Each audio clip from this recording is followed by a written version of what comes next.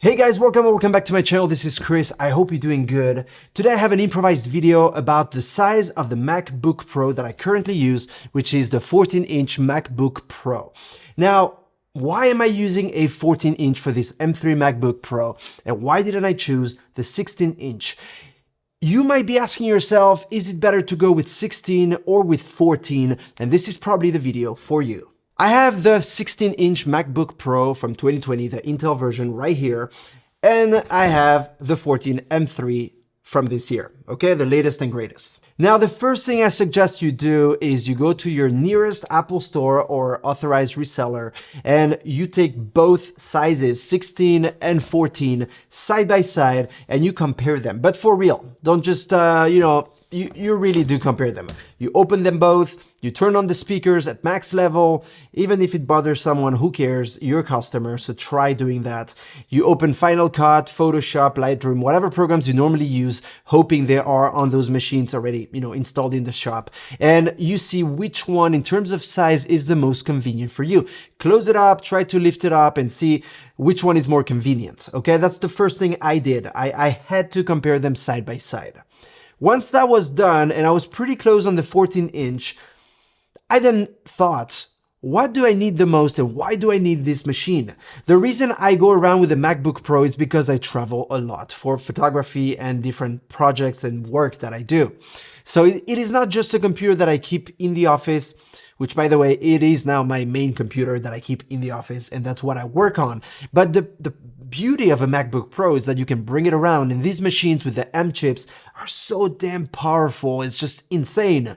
So it is great to be able to have my office with me anywhere I go. Now, maybe you know this or maybe you don't, but as a traveler, I tend to be on the train a lot, on an airplane, in the car, and so forth. And when you travel by train or by plane, you usually don't have that much space in front of you. I mean, the room is really small. Like, you can't really put a 16-inch MacBook Pro on the train little flap thing or even on an airplane. So it is much better for me to have a 14-inch.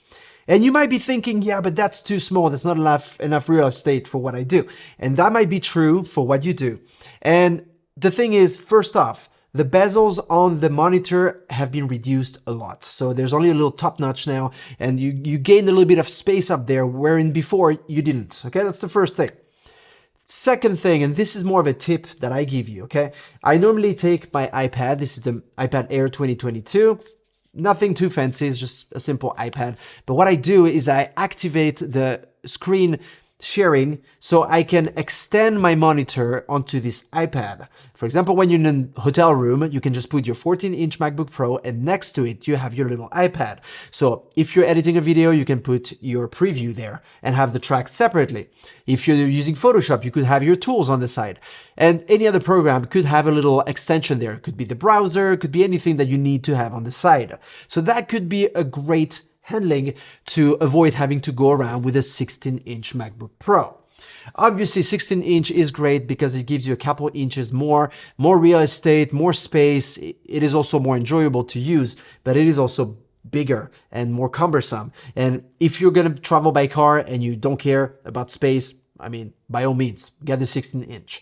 But if, like me, you care about space, you want to have something that's a little lighter, a little more compact, and that you want to be able to bring this in pretty much any backpack that you have, then I would suggest you pick up a 14-inch MacBook Pro. So those are my thoughts about this 14-inch MacBook Pro. It is not a 13-inch anymore like we had in the past. Just keep that in mind. It is a little bit bigger. And to me, after several months of use, I would hands down say this is the perfect MacBook Pro size. It is just perfect. I hope this video was useful. If you have any question, don't hesitate to write down in the comment section below. If it helped you, let me know in the comment section below as well. I like to help you in your choices. And if you don't want to miss any of my future content, don't forget to subscribe. And I see you in the next one. Take care. Cheers.